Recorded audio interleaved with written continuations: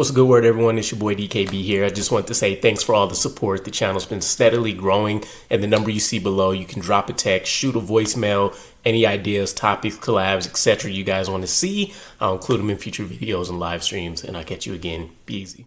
What's a good word, Jets fans? It's your boy DKB here, and Aaron Glenn is officially the next head coach of the New York Jets. It's been finalized, confirmed. Ian Rappaport, Adam Schefter, Connor Hughes, Josina Anderson, funny enough, actually threw it out there about an hour ago that Aaron Glenn was announcing internally to his relevant parties he's accepting the job. But less than 24 hours after getting into the facility, Woody Johnson gets it done. So we're looking at our new head coach, and not to dwell on any of the negatives or people that felt like we didn't get the best option out there, but there's clear things to like about Aaron Glenn. Former player, he's going to connect to the guys on this team instantly. And not to say that just because you're a former player that makes you a great, master of communication or anything like that. But he's going to be able to understand the pressures specifically to the New York Jets that these guys are going through, and some of the concerns that they have.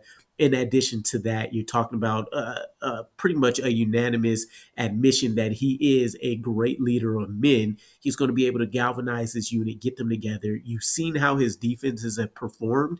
And for anybody that felt like that last playoff game or even the last couple weeks of the Lions season, or really any point since like week 6 afterwards for them, that things were starting to go downhill, it was. I put in my community chat a post that kind of encapsulated it perfectly, right? They lost their star edge rusher. They lost their next best edge rusher.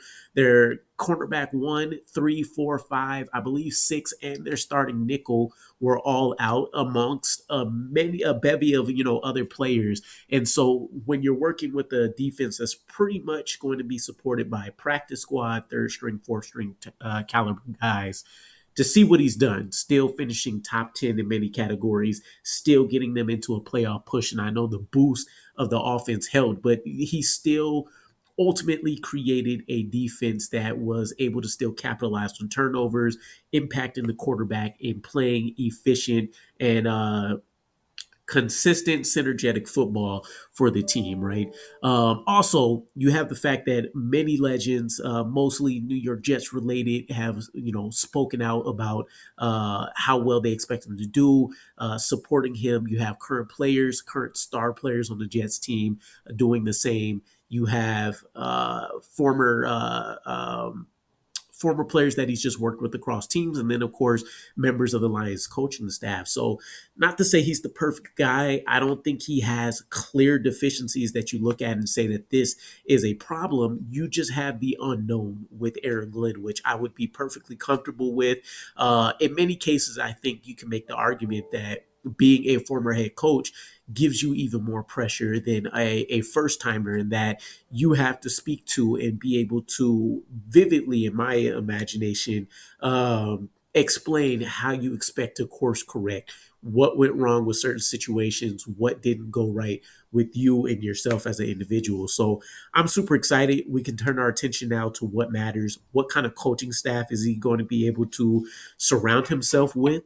And of course, the Lance Newmark domino. We need to see if that actually ends up coming to fruition or if there ends up being any changes.